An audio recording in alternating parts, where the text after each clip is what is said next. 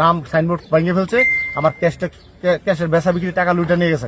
অনেকের লোকেরা খুব খারাপ ব্যবহার করে আমাদের সাথে, মানে কথা কথা মারতে চায়। মানে একটু থামছি আর কি, যে ভাই কি হয়েছে, হাট বুঝোস না কি হয়েছে, তোরা আমাদের সব মেরে ফেলতেছ বাংলাদেশে, হাট এটা বকামো ডাক, জলদি যা, কথা বলবি না। আমাদেরকে কোনো হোটেলে থাকতে দেয় নাই এবং কোনো সিমও কিনতে দেয় নাই। ওদের ব্যবহার যে পরিমাণ উগ্রতা, এক দুই ঠিক এরকম একটা দুইটা না, আজকে সারাদিনে শত শত অভিযোগ ভারতের বিরুদ্ধে। একটা জিনিস আমি ভারতের যারা পশ্চিমবঙ্গের যারা আমার ভিউয়ার্স আছেন তাদের উদ্দেশ্যে বলছি, এই একই দৃশ্য এখন পর্যন্ত বাংলাদেশে কিন্তু আমরা শুরু করিনি। যদি বাংলাদেশেও একই দৃশ্য শুরু হয় তখন আসলে বিষয়টা কোন দিকে যাবে?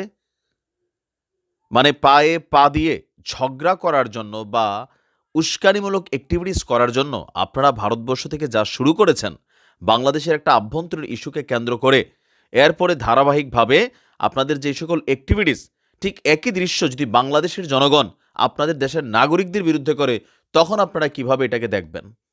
আপনারা বাংলাদেশে এই আগরতলায় হাই কমিশনে হামলা হয়েছে, সেই ঘটনার পরিপ্রেক্ষিতে পুলিশ কয়েকজনকে গ্রেপ্তারও করেছে, আবার কয়েকজন পুলিশকেও বরখাস্ত করা হয়েছে।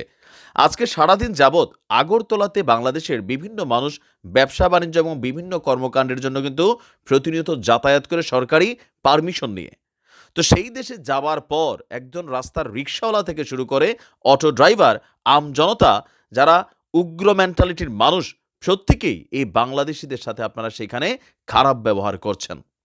সেখানের পুলিশ বিভিন্ন হোটেলে অভিযান চালাচ্ছে, সেখানের বিএসএফ তাদের সাথে খারাপ ব্যবহার করছে, সেখানের হোটেলওয়ালারা তাদেরকে থাকতে দিচ্ছে না। আমরা বাংলাদেশের ভাইদের উদ্দেশ্যে বলবো, ভিডিওটা শেয়ার করবেন আর এই মুহূর্তে ভারত যাতায়াত থেকে বিরত থাকুন, কারণ একটা ঘটনা তো লাইগা গেছে। এটা ওই যে ঢাকা শহরে বৈশা বিক্ষোভ ডাক দিয়া, ঢাকা শহরে রাজপথ না কাঁপাইয়া, আমার মনে হয় যে একটু সীমান্তে টিমান্তে তোমরা যাও, হাসতাদ সার্জিসরা যারা চাইছো যে এরকম একটা ঘটনা ঘটুক, আমার কাছে এরকম মনে হচ্ছে এখন। কারণ এই ঘটনাগুলোর দায়ভারটা কে নিবে? যেমন যেই ভাইয়ের কথা শুনলেন, 40 বছর তিনি ভারতে ব্যবসা করেন, মানে ভারতের সাথে ব্যবসা করেন, তো তার তো ভাই ভারত যাইতে হবে। আরও যারা সেখানে চিকিৎসার জন্য গেছেন তাদের সাথে কি দুর্ব্যবহার হয়েছে, আরও বিভিন্ন কারণে আমরা ভারত কিন্তু যাচ্ছি। আর ভারতের জনগণের উদ্দেশ্যে আমরা একটা বার্তা দিচ্ছি, যদি আপনারা এই খেলা খেলতে থাকেন তাহলে বাংলাদেশের জনগণ কিন্তু একই খেলা খেলবে, তবে খেলাটা আপনাদের থেকে দেখে তারপর আমরা হয়তোবা খেলা শুরু করে দিব। কারণ বাংলাদেশের সবাই কিন্তু আমাদের মতন বুঝ জ্ঞান নিয়ে চলে না।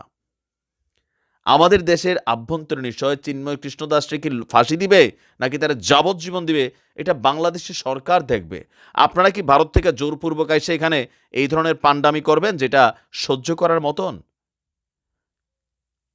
মানে এগুলা কোন ধরনের? আপনার যে উগ্র মেন্টালিটির, সেইখানের অধিকাংশ মানুষের মধ্যে আজকাল আমরা যেটা দেখছি, গেল 5 তারিখের পর থেকে বা গেল লাস্ট 1 সপ্তাহ যাবৎ এই ধরনের ঘটনা কোনোভাবেই কাম্য না। বাংলাদেশে অবস্থানরত একজন ভারতীয় নাগরিককে এখন পর্যন্ত একটা গালি দেওয়া হয় নাই। বাংলাদেশে অবস্থানরত ভারতীয় কোনো ব্যবসা প্রতিষ্ঠান বা দূতাবাসে একটা মানুষ যাওয়ার সাহস করে নাই। আমাদের সরকার এগুলা প্রোটেকশন দিয়েছে। আমার মনে হয় যে সরকারের উচিত এই বিষয়গুলো দেখা। ওই এসি রুমে বৈশা বৈশা শুধুমাত্র কূটনৈতিক কথাবার্তার মাধ্যমে এগুলো কিন্তু হবে না। ঘটনা লাগাই দিছেন, এগুলারে আশ্রয় প্রশ্রয় দিছেন, এখন এগুলো আপনাদেরকে সামলাতে হবে। আর ভারতের জনগণের উদ্দেশ্যে বলি, যদি আপনারা এগুলো বন্ধ না করেন তাহলে কালকে বা পরশু বাংলাদেশে কিন্তু একই দৃশ্য দেখতে পাবেন, আমরাও এগুলোকে আটকাইতে পারবো না। যদি মনে করেন যে না ওকে ফাইন খেলবো, খেলেন, ভালো থাকুন।